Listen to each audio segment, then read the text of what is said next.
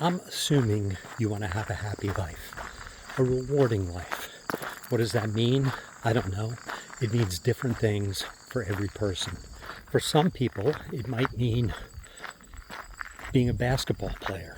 For others, it might mean being a musician. For many people, it means having a life that provides them free time to pursue their interests and activities. But whatever it is, it's going to be different for you than it is for me. In arriving at the answer to how you should conduct your life, what goals should you pursue, what activities should you engage in, who should you associate with, how should you support yourself, on and on and on. There are many, many, many questions that you're going to have to answer along the way. But there's one single overriding question that you'll need to answer if you'd like to do whatever you can to ensure that you have a happy and rewarding life. Some people just stumble into it, and maybe you'll be lucky and that'll happen to you. But there are things you can do, ways you can think, and actions you can take that will significantly increase the likelihood of you experiencing that happy and rewarding life. But there's one question you have to answer in order to be able to know what those things are, know what those activities are, know what those goals should be, know who you should associate with. And that single question is, who are you? What do you care about? And what do you value? I call this process of answering that question radical self-discovery. I call it radical because it's something that almost no one does. Most of us, in fact, engage in what you might call, I was going to call it radical, but most people engage in labeling themselves. They come up with labels and say, this is who I am, this is what I want, and then stop asking any more questions while they attempt to achieve those things. What we need to do is to train ourselves to live a life where we're skeptical of our own beliefs about ourselves. We're constantly challenging ourselves to say, is that really what I want? Is this really who I am? And to investigate the implications of the answers that we come up with about who am I and what do I want. Because it's very easy to say, I want such and such. I want to be something. I want to have something. I want to find this person. It's very easy to say those things and then assume that that's your self-discovery. Assume that that's the answer to who you are and what you want. But it isn't. It's the start. It's the point where you begin to do the discovery process, which is to say, oh, okay, what does that really mean? What does it mean to say, I want to be something? What is that actually going to look like as it unfolds through years and decades? What does that life look like? And, if I say I want this kind of a person, I want to find this person, well, what does that life look like? I want kids. What does that life look like? I want to spend my life traveling. What does that life look like? And on and on. And it's a continual process, and it requires a lot of work. Almost all of us, at some point, have asked ourselves the question, what do I want to be?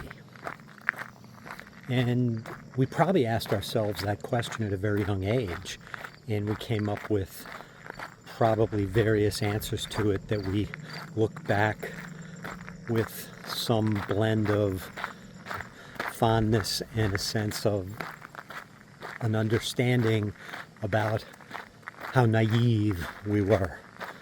if you wanted to be a music star, if you wanted to be a baseball player, if you wanted to be a fireman for that matter, your likelihood of actually having grown up to become a fireman is pretty slim. Your interests changed, you changed as a person. But we almost all ask ourselves that question, and we continue to ask ourselves that question.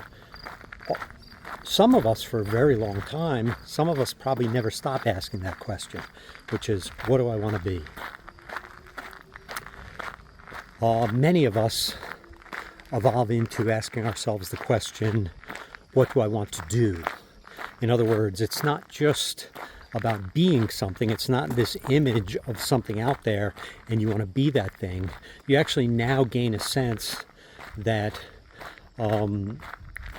there's a doing involved. There's an actual living. There's an actual passage of time that occurs in these things. And we think of it in terms of, what do I want to do with my life? What do I want to do for a career? What do I want to do with my time? And most of us stop there. Most of us stop asking ourselves any more questions about it once we've come to an answer to the question about, what do I want to do with my life? And we accept that as a truth, and then we organize our life around it. We organize our finances around it. We organize our work around it. We organize our free time around it. And that's what I want to do with my life. For most of us, that question comes up typically around the time that we're leaving the nest, typically around the time that we're going out on our own, we're finding a job, we are actually thinking about how we're going to earn a living and get by in this world. So it may happen, for example, if you're not going to go to college, it might happen to you in high school at some point where you start thinking about, gee, what am I going to do when I get out? And similarly in college, what major am I going to choose? And with that major, what could I do for a living, and what might I do for a living? And so we end up wrestling with these questions about what we want to do with our lives, and it's the first time we're really forced into thinking about the fact that we have to make some decisions. We're not going to like all the decisions. We're not going to like all the consequences, but we need to think about the trade-offs, and we need to pursue something that we believe is going to provide us with a happy and rewarding life. So you started asking yourself the question, what do I want to be? You've evolved into asking yourself the question, what do I want to do with my life? But most people at that point stop investigating further, and they don't ask themselves the question, who am I? What's important to me? And how can I manifest those things that are important to me into a life that I find rewarding? And that's what radical self-discovery is about. It's about discovering who you are. And if you do that, if you engage in that radical self-discovery, at some point you will arrive at a coherent vision of who you are and a plan for how you're going to get there and how you're going to execute it. But that's a much more predictable way of achieving the goal of a satisfying, happy, and rewarding life. Journey well till we meet again.